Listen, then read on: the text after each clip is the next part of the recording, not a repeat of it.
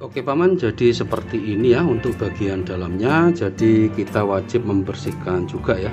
Bisa dilihat ini banyak sekali kerak ya atau kotoran. Di bagian bawah backcase juga kita bersihkan ya nantinya. Jadi seperti ini.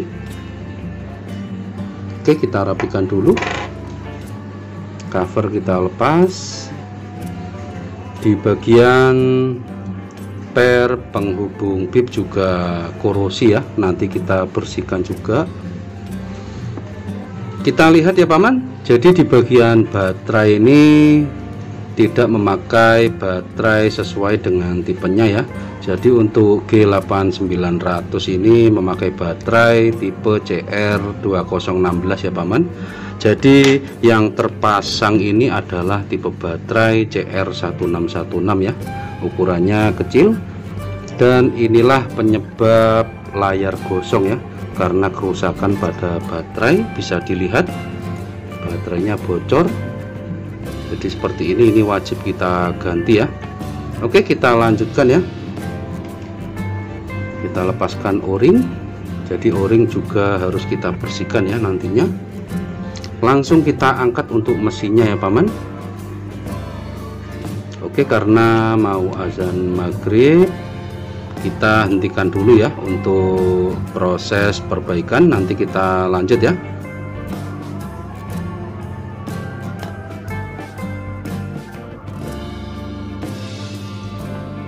Oke paman, langsung saja ya kita eksekusi untuk perbaikan LCD gosong ya seperti ini.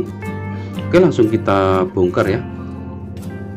Gunakan obeng min seperti ini, harus hati-hati ya, pelan-pelan, karena cover mesin atau LCD yang berwarna putih ini gampang sekali patah ya, jadi harus pelan-pelan.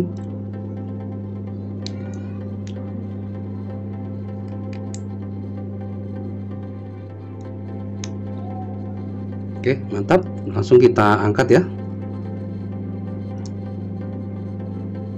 Di cover baterai kita rapikan. Oke paman, kita lanjutkan melepas mesin ya.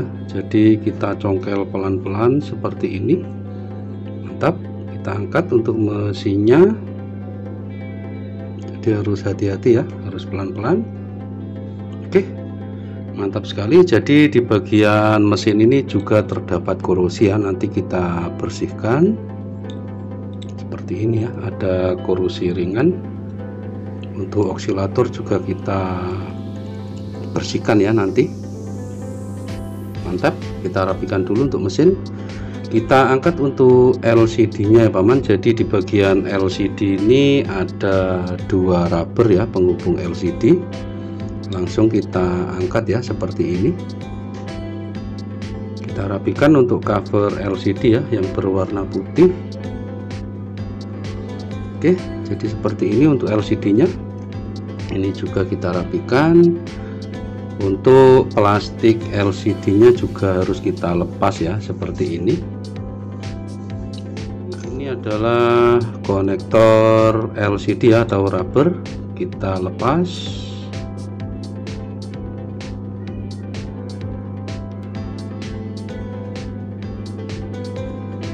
Mantap sekali. Kita lihat untuk LCD nya, jadi sudah gosong ya di bagian tengah. Langsung kita angkat ya untuk lapisan backlight reflektor ya yang ada di bagian bawah. Oke, jadi harus kita lepas dan kita ganti ya, harus hati-hati. Lanjut, kita gunakan mika tipis ya agar LCD aman ya, karena LCD G-SHOCK ini gampang sekali pecah. Jadi harus pelan-pelan seperti ini.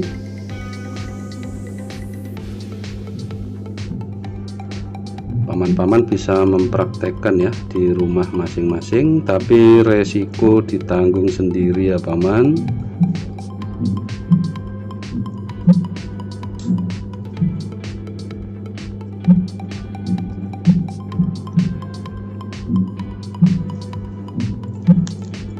Oke, jadi seperti ini kita rapikan. Lanjut kita bersihkan ya bagian bawah backlight reflektor ini karena lemnya sudah kering dan gosong ya, seperti ini.